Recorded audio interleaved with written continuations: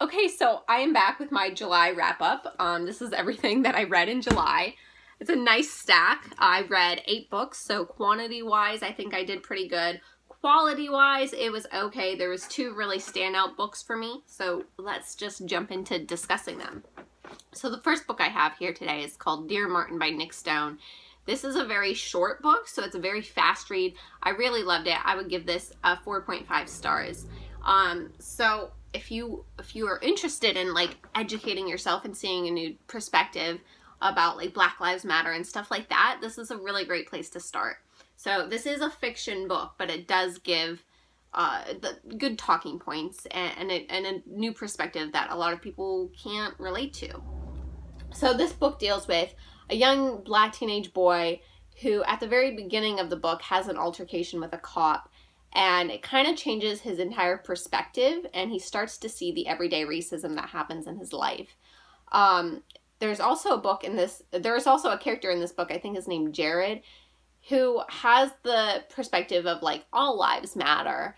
And so he says a lot of racist things, and really thinks that he's not being racist, and that it shouldn't matter, and blah blah blah. So we get to see those viewpoints and those talking points and see them rebutted, and we also get to see a lot of character development with that particular character.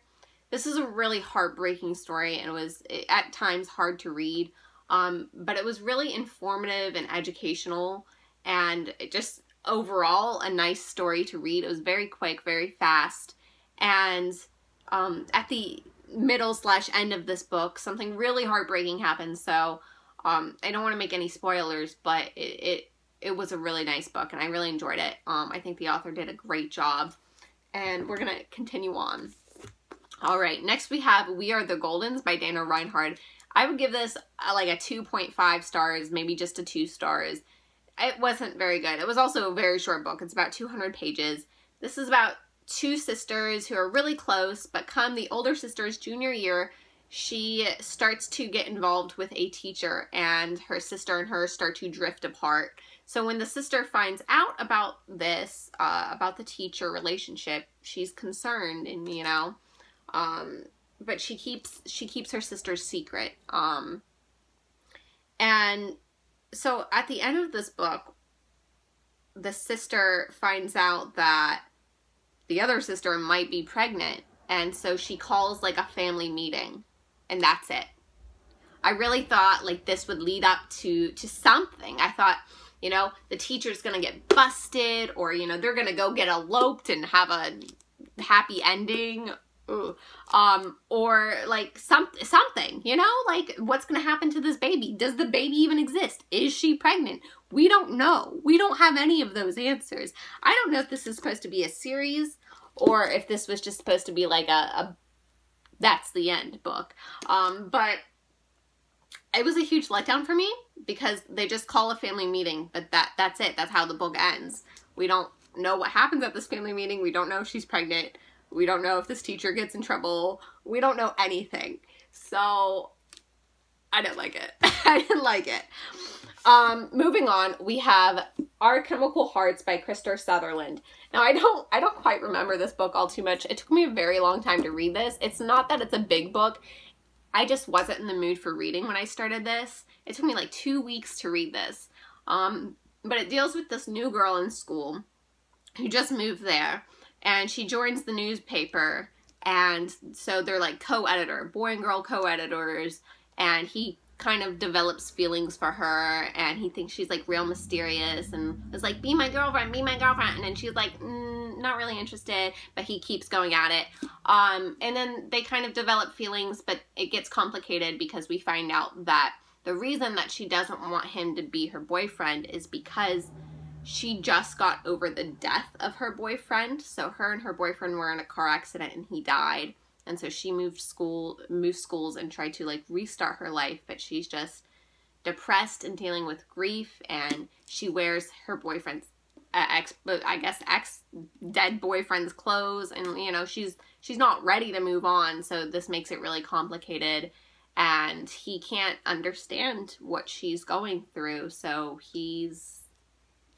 I don't know. I didn't like the characters. The story had potential. I just didn't like it. I don't know what I would rate this. Maybe like 2.5 as well. All right, this one was fun. It's called It's a Wonderful Death by Sarah J. Schmidt. So I would rate this like a 3.5, maybe a 4-star. It was fun. It was lighthearted, but also has like a good moral to the story. So at the beginning of this book, our mean girl ends up accidentally dying. She accidentally gets scooped up by the Grim Reaper. He was supposed to collect a different soul, but she got pushed in front and he accidentally took her. So she goes to the afterlife and she's like, I'm not supposed to be here, get me back in my body, blah, blah, blah, and causes a whole scene. And so the angels decide that she has to go through a trial and go through 3 different moments in her life where she was really mean, and fix it and become a different person and prove that it's worth their time to put her back on Earth.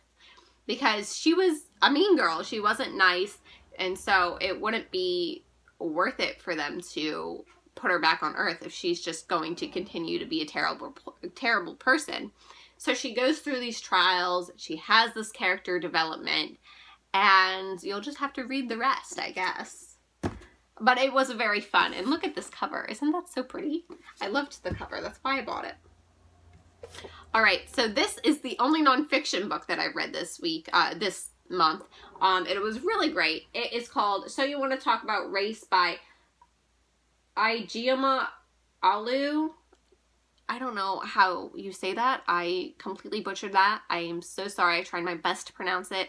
I'm going to have to look it up later. Again, this gives a lot of good talking points and it's explained really well on different topics. And I'm going to have to reread it again because I'm already going through like the questions in my head. I'm like, I know she addressed this, but what did she say? How can I say that to other people? Because I'm not a well-spoken person. So when these types of talking points come up in my life, I really don't know what to say back.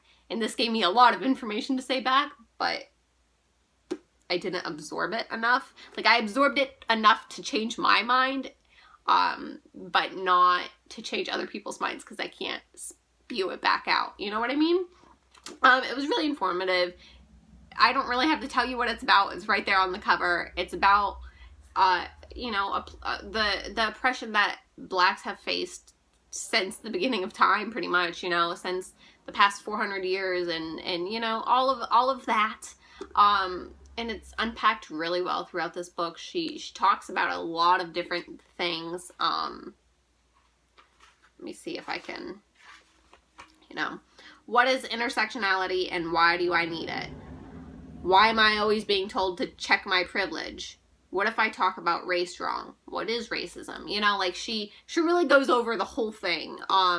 And I thought this was wonderful. I don't know if she has any other books. I mean, throughout this, she talks about her writing career. So I'm sure she's written articles and other stuff, but I don't know what other books she has, or if my library has them. So I'll have to check that out. But I really enjoyed this. I might have to recheck it out and give it a read again in the future because I need a refresher.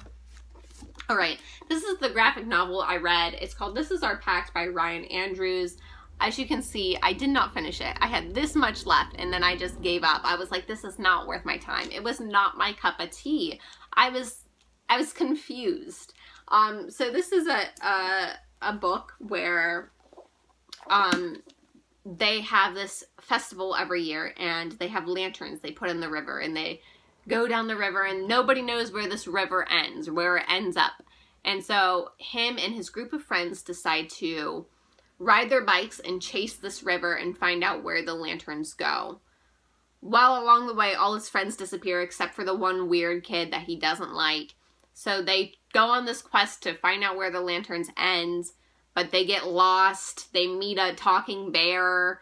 They meet this like witch lady. I don't know. It was confusing. It wasn't my cup of tea. The first 10 pages were like, oh, this could be interesting. And then it was just like, nah, not for me. I give this like a 1.5 stars, 1 star. I just didn't, it wasn't for me. It wasn't that it was a bad book, it just wasn't my book.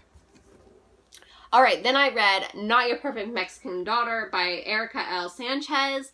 I don't know how I feel about this. Maybe like 2.5, 3 stars. This book deals with a Mexican family, and her sister has passed away. And her sister was looked at as like the good child, you know, she didn't do anything wrong. She was straight edge, you know, she wanted to live with her family for the rest of her life and, you know, be content with being boring. I don't know. I'm not saying that lifestyle is boring. I'm just, that's the best way I can explain it. And the sister is more like the rebel. Like, she wants to go out and have fun, and her mom is like really strict and really hard on her. And so after the sister's death, the mom really cracks down on her and says things like, why couldn't you be more like your sister? Your sister would never do this, blah, blah, blah. So they're both dealing with the grief of her death, and there's a lot of hard parts in that story for this. And so I guess, you know, that's the majority of the book is them dealing with the grief. But then she finds out her sister isn't all that perfect, and that her sister had this big secret. And she wants to know more about the secret. What was she hiding? And should she tell her parents about the secret, or should she let her parents continue to believe that their daughter was just this perfect, wonderful woman, and lessen the burden on her to be perfect, I guess. Overall, it was okay. I don't think it was anything fantastic, but yeah. And the last book I have is called Clap When You Land by Elizabeth Acevedo. I like the cover of this book. Like, isn't that fabulous? Again, this was a thick book, but it was told in verse, so it wasn't as long as it looks. It is 420-ish pages, but it was told in verse. So it deals with these two sisters that don't know each other exist. So their father travels back and forth for business from New York to the Dominican Republic, I believe. And he spends 6 months here and then 6 months there. And he ends up dying in a plane crash. And when he dies, they find out about each other. The families find out about his secret family. And so these sisters find each other and they connect.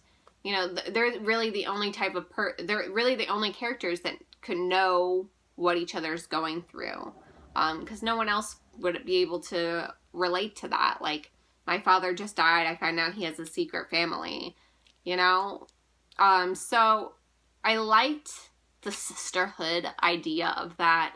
I didn't think it needed to be this long, and it took me a while. I was very confused, because at the top of the page, they tell you whose viewpoint this is. So it has like darkened which one it is. And for the life of me, I didn't realize which one was darkened the whole time. So I thought through like half this book, it was just her. And then when you hit the middle of the book, it would switch to the other lady. That's not what happened. And so I was like, I thought she was just in New York. Now she's in Dominican Republic. I thought her mom was dead, but her mom's alive here. It was because I was reading two different characters and didn't notice it. So that took a while for me to adjust and be like, oh, I'm that stupid.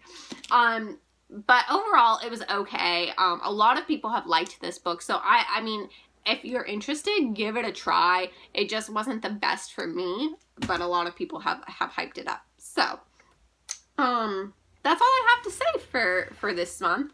Hopefully, August is just as good. Maybe better quality, but just as good with the amount, I hope. And I hope you have a wonderful day. Bye!